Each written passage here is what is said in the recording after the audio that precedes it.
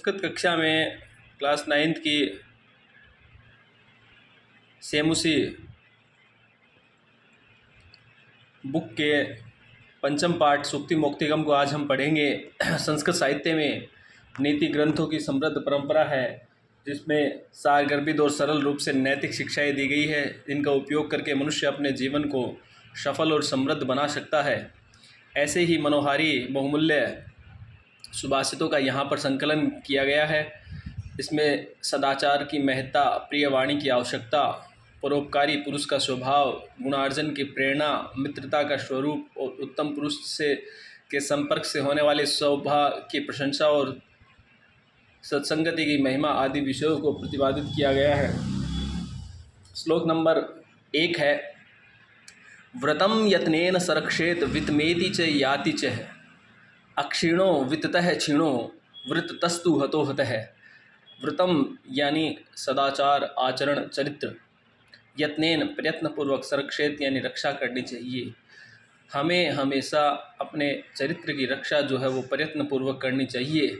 वित्तम यानी धन, एति च याति च, धन जो है वो तो आता है और जाता रहता है। धन जो है वो तो आता और जाता रहता है, एक जगह निश्चित नहीं रहता है। अक्षीणः वित्ततः क्षीणो, अगर धन जो है वो नष्ट भी हो जाए तो उसे पुनः प्राप्त किया जा सकता है। वृत्तः तु हतो हतः, लेकिन चरित्र का एक बार नाश हो जाए, एक बार लोप हो जाए तो उसे वापस प्राप्त करना मुश्किल होता है, वापस उसे प्राप्त नहीं किया जा सकता। इसीलिए हमें हमेशा प्रयत्नपूर्वक अपने चरित्र की रक्षा करनी चाहिए, न कि धन की। धन जो है वो आता जाता है। धन, खोए हुए धन को हम वापस प्राप्त कर सकते हैं, लेकिन खोए हुए चरित्र को हम वापस प्राप्त नहीं कर सकते हैं। मनुस्मृति से ये श्लोक लिया गया है। श्लोक नंबर 2 है, श्रूयताम धर्म सर्वस्वम श्रुत्वा चैव अवधार्यताम आत्मनः प्रतिकूलानि परेशान न समाचरेत। श्रूयताम यानी सुनना चाहिए। धर्म सर्वस्वम, सभी जो धर्म है उनकी जो सारपूर्वक बातें हैं, अच्छी बातें हैं, नीतिपरक बातें हैं, उनको हमें सुनना चाहिए। श्रुत्वा, सुन करके, च एव अवधार्यताम, सुन करके उनको धारण भी करना चाहिए, उनको मनन भी करना चाहिए, मानना भी चाहिए। आत्मनः प्रतिकूलानि, और अपने प्रतिकूल लगने वाले आचरण को, परेशान न समाचरित, दूसरों के साथ भी हमें आचरण नहीं करना चाहिए। जो आचरण, जो व्यवहार हमें अपने प्रतिकूल लगता हो, अपने लिए बुरा लगता हो, ऐसा आचरण हमें दूसरों के साथ भी नहीं करना चाहिए। विदुर नीति से श्लोक लिया गया है। बताया गया है कि हमें धर्म की सभी बातों को सुनना चाहिए और श्रेष्ठ बातों को सुन करके उनको धारण भी करना चाहिए। और ऐसा आचरण कभी नहीं करना चाहिए जो हमारे लिए जो क्या हो, बुरा लगता हो। ऐसा हमें दूसरों के साथ भी आचरण नहीं करना चाहिए। श्लोक नंबर 3 है, प्रिय वाक्य प्रदानेन सर्वे तुष्यन्ति जन्तवः तस्मात् तदेव वक्तव्यम वचने का दरिद्रता।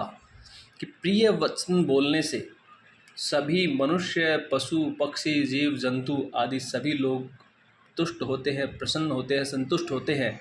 तस्माद, इसीलिए, तदेव वक्तव्य, हमें वैसे ही वचन बोलने चाहिए। कैसे वचन? प्रिय वचन। इसलिए हमें प्रिय वचन ही बोलने चाहिए।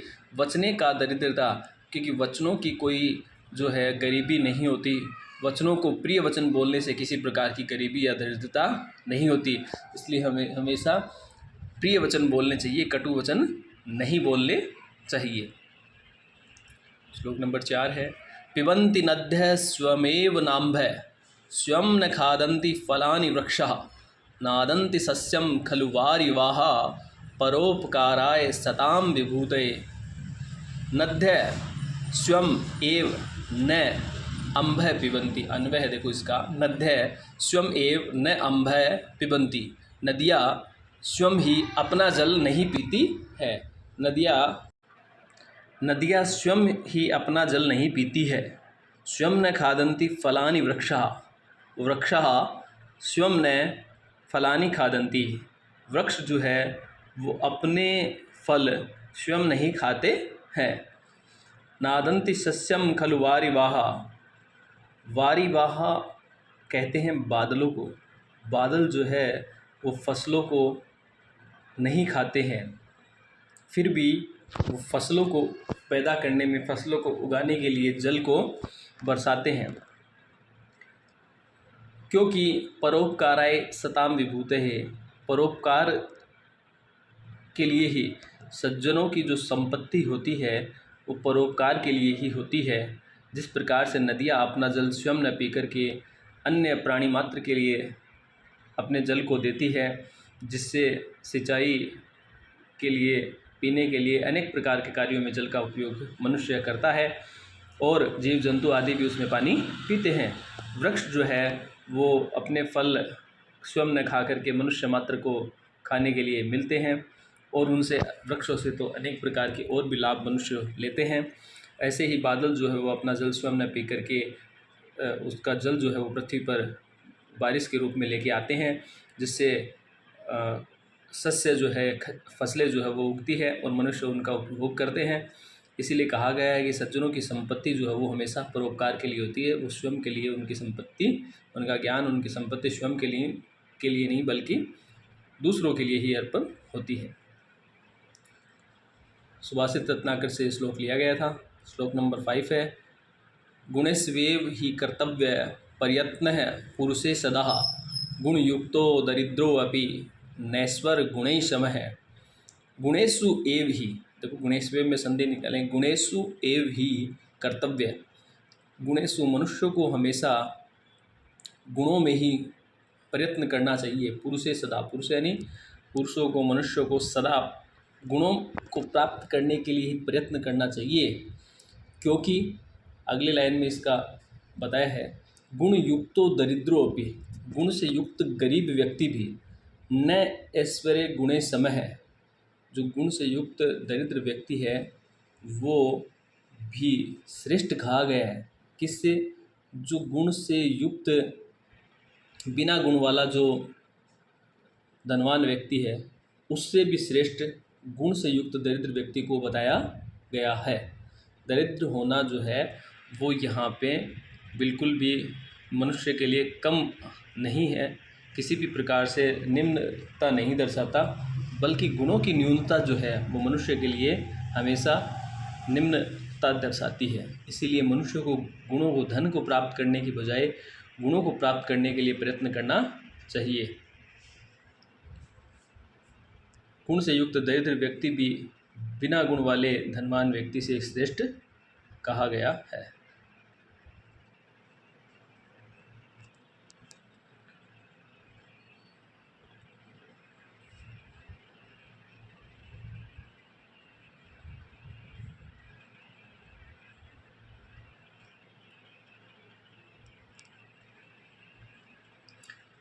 नेक्स्ट श्लोक देखेंगे, आरंभ गुर्वी चई क्रमेण लघ्वी पुरा वृद्धि मति च पश्चात, दिनस्य पूर्वार्ध परार्ध भिन्ना, छाएव मैत्री खल सज्जनानाम। नित्य सत्कम से श्लोक लिया गया है कि आरंभ गुर्वी, आरंभ में बड़ी, क्रमेण क्षयिणी, धीरे धीरे धीरे कम होना, लघ्वी पुरा, दो चीज़ों का यहाँ पे समानांतर अंतर करके दिखाया गया है कि आरंभ में गुर्वी, पहले बड़ी, धीरे धीरे कम होना, दिनस्य पूर्वार्ध परार्ध भिन्ना, दिनस्य पूर्वार्ध, पहली लाइन में दिन के पूर्व भाग की छाया के बारे में बताया गया है कि जिस प्रकार से दिन के पूर्व भाग की जो छाया है और दिन के पश्चिम भाग की जो छाया है, उन दोनों के बारे में देखो पहले 2 लाइनों में बताया।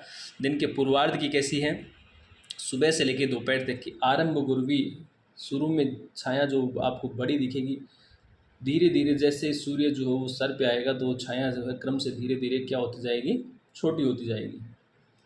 फिर परार्ध भिन्ना, शाम की छाया देखो, दोपहर के बाद की छाया लघ्वी पुरा, शुरू में छोटी, वृद्धिमती च पश्चात, धीरे धीरे वो क्या है, वृद्धि को प्राप्त होती जाएंगी, बड़ी होती जाती है। छाएव मैत्री खल सज्जनानाम, छाया एव, इस छाया के भांति ही मैत्री, मित्रता, खल सज्जनाम, खल यानी दुर्जन, सज्जन, दुर्जन और सज्जन दोनों की मित्रता, पहली मित्रता किसकी? खल। खल यानी दुर्जन व्यक्तियों की मित्रता आरंभ में ज़्यादा, धीरे धीरे कम। सज्जन व्यक्तियों की मित्रता लघवी पूरा, शुरू में थोड़ी, दिन के परार्ध की छाया की भांति, दिन में थोड़ी, शुरू में कम, फिर धीरे धीरे धीरे बढ़ती जाती है, प्रगाढ़ होती जाती है। अर्थात कहने का अर्थ ये है कि सज्जन व्यक्तियों की मित्रता जो है वो बिना किसी स्वार्थ की होती है, शुरू में कम होती है, धीरे धीरे वो आपके साथ मित्रता बढ़ती जाएगी। और जो मित्रता दुर्जन व्यक्तियों की है, खल व्यक्तियों की है, वो किसी न किसी विशेष उद्देश्य से आपके साथ होती है, किसी न किसी लाभ के कारण आपसे वो मित्रता होती है। तो शुरू में क्या होती है, बड़ी यानी ज़्यादा होती है, घनिष्ठ होती है, और धीरे धीरे धीरे वो क्या होती जाती है, कम होती जाती है। ये दिन के पूर्व और परार्ध की छाया से दुर्जनों और सज्जनों की मित्रता की यहाँ पे तुलना की गई है। अगला श्लोक है, यत्रापि कुत्रापि गता भवेयु हंसा महिमंडल मंडनाय हानिस्तु तेषां हि सरोवराणां येषां मराले सह विप्रयोग है। यत्रापि, यत्र यानी जहाँ, अपि यानी भी, जहाँ भी, कुत्रापि कहाँ भी, गता जाने पर, भवेयु हंसा भवेयु हंसों के कहीं पर भी जाने पर, किस लिए? महिमंडल, मही यानी पृथ्वी, मंडल मंडनाए, इस पृथ्वी पर कहीं पर भी जो वो विचरण करने के लिए, घूमने के लिए अगर हंस जो है वो चले जाएं, तेषाम हानि स्तु सरोवराणाम अस्तु, उससे किसकी हानि होती है? सरोवरों की, तालाब जो है ना, तालाब, उन तालाबों की हानि होती है अगर उसमें रहने वाले हंस जो है वो पृथ्वी पर कहीं भी उन तालाबों को छोड़कर, उनको त्याग कर कहीं अन्य स्थान पर चले जाएं, पूरी पृथ्वी पर चाहे कहीं भी चले जाएं, वो कहीं भी घूमने के लिए, रहने के लिए, किसी भी प्रकार से चले जाएं, तो उनसे, उन सरोवरों की जिसमें वो रहते हैं, उनकी हानि होनी निश्चित है। ये शाम मराले से विप्रयोग है, जिसके साथ वह जाएंगे, जिसके साथ वो हंस जो है वो जहाँ भी जाएंगे वहाँ जो है अपनी सुंदरता जो है वो हंसों के अलग होने से जो है तालाब की सुंदरता भी क्या हो जाएगी? कम। और जो जिस जगह पर वो जाएंगे वहीं पर वहीं उस स्थान की सुंदरता बढ़ जाएगी। अर्थात वो सरोवरों को छोड़कर, तालाबों को छोड़कर जाएंगे तो वहाँ की सुंदरता कम हो जाएगी, और जहाँ जाएंगे वहाँ की सुंदरता बढ़ जाएगी। भामिनी विलास से श्लोक लिया गया था, बहुत ही सुंदर श्लोक है। अगला श्लोक देखेंगे, गुणा गुणगेषु गुणा भवन्ति ते निर्गुणं प्राप्य भवन्ति दोषः आस्वाद्यतोयः प्रवहन्ति नद्यः समुद्रमास्वाद्य भवन्ति अपेया। ये श्लोक जो है अपने कक्षा 8 में भी पढ़ा था, पहले पाठ में ही दिया गया है कि गुणा गुणगेषु गुणा भवन्ति, गुण जब तक गुण है तब वह गुणी व्यक्तियों में है, श्रेष्ठ व्यक्तियों में, अच्छे व्यक्तियों में, तभी वह गुण कहलाते हैं। ते निर्गुणम प्राप्य, वही निर्गुणों के साथ मिलकर वही गुण जो है वो क्या बन जाते हैं? दोष भी बन जाते हैं। आस्वाद तोया प्रवहन्ति नद्य, जिस प्रकार से नदियाँ जो है वो मीठा जल लेकर प्रवाहित होती है, नदियों में बहने वाला जल जो होता है वो पीने योग्य होता है, शुद्ध होता है, मीठा होता है, अच्छा होता है। लेकिन समुद्रम आस्वाद्य भवन्ति अपेया, समुद्रम आस्वाद्य भवन्ति अपेया, लेकिन वही जल, नदियों का वही जल जब समुद्र से मिल जाता है, समुद्र से मेल करता है, तो वह जल जो है वह भी कैसा हो जाता है? अपेय हो जाता है, पीने योग्य नहीं रहता। अर्थात समुद्र में मिलने के वह जल, मिलने के बाद वह जल भी जो है खारा हो जाता है, पीने के लायक नहीं रहता है। इसीलिए कहा गया है कि गुण जब तक गुणवानों में रहेंगे, अच्छे व्यक्तियों में रहेंगे, तभी वो गुण रहेंगे। वही गुण निर्गुणों के पास जाकर क्या बन सकते हैं? दोष बन जाते हैं। एक उदाहरण के द्वारा यहाँ पे बहुत ही अच्छे तरीके से समझाया गया। ये सुक्तिमोक्तम पाठ के श्लोकों को यहाँ पे दिया गया, बहुत ही अच्छे और सरल श्लोक है। इसमें आए हुए हार्ड शब्दों को, आप कठिन शब्दों को अर्थ यहाँ से देख सकते हैं और आपको अर्थ करने में आसानी रहेगी। अभ्यास में प्रश्न नंबर 1 में देखो, उत्तर जो है उनको संस्कृत भाषा में लिखने हैं। यत्नेन किम रक्षेत वितम व्रतम वितम वा, प्रयत्नपूर्वक मनुष्य को किसकी रक्षा करनी चाहिए, वित्त की या चरित्र की? तो अपने वो क्या लिखना है, किसकी करनी चाहिए, वृतम। धन तो आता जाता है। अस्माभिः किम न समाचेत कीदृशम आसन, कैसा आचरण नहीं करना चाहिए, परेशान आत्मन प्रतिकूल। यहाँ लिख देता हूँ दूसरा,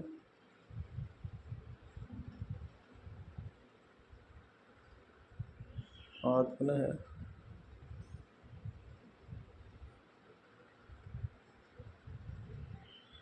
आत्मन प्रतिकूलानि जंतवः केन विधिना तुष्यन्ति, किससे जंतु भी प्रसन्न होते हैं। प्रिय वाक्य प्रदानेन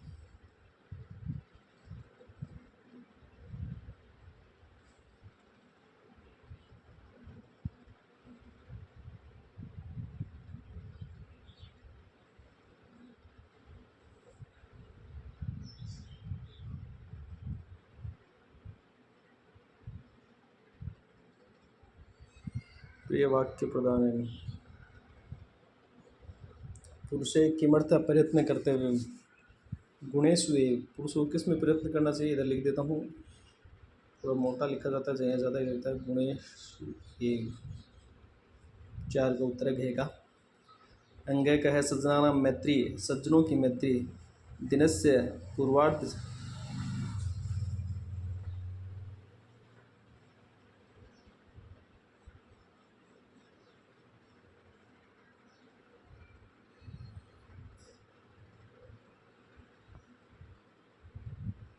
दिन से पूर्वार्ध छाए, दिन के पूर्व की छाया के। सरोवराणाम हानि कदा होती, सरोवरों की हानि कब होती है,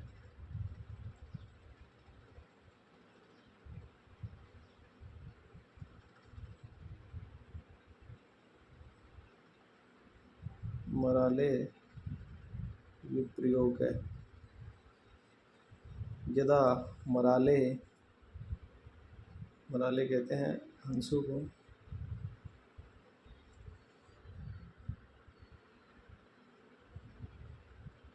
नद्या जलम कदा पेय भवति,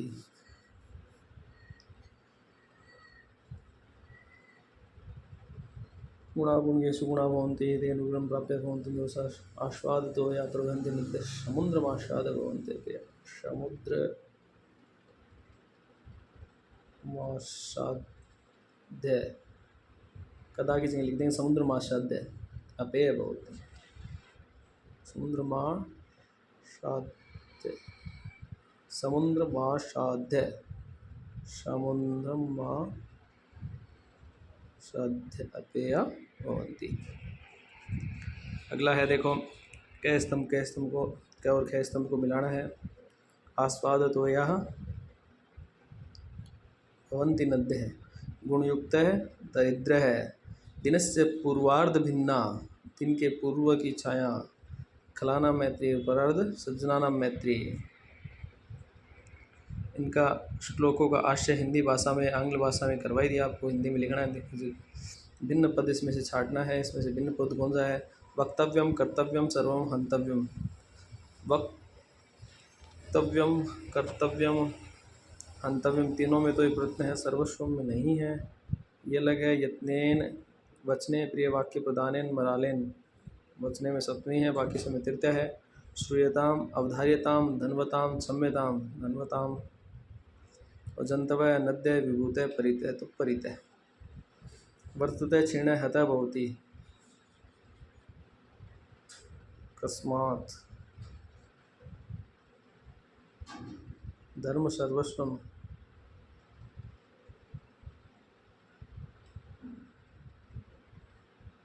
किम, वृक्षः के, खलाना मैत्री,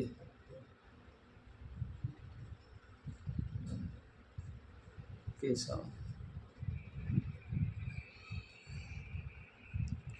लोट लकार में परिवर्तन करके लिखना है, नद्या आस्वाद तो या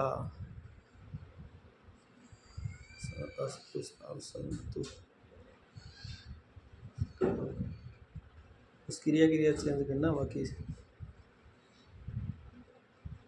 बाकी सेम हो जाएगा, उस क्रिया चेंज कर दो।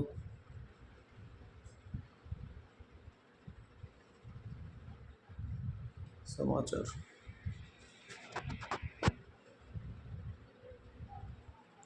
ते व्रतम यत्नेन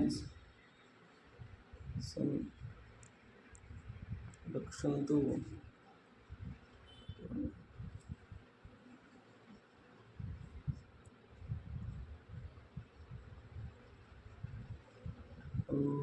रक्षन्तु करोमि।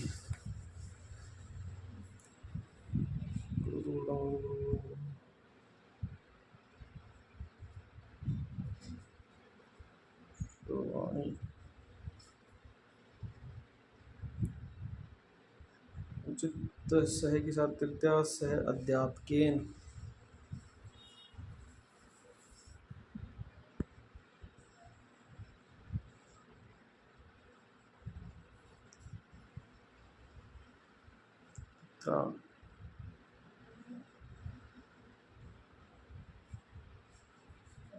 मीना मित्रेण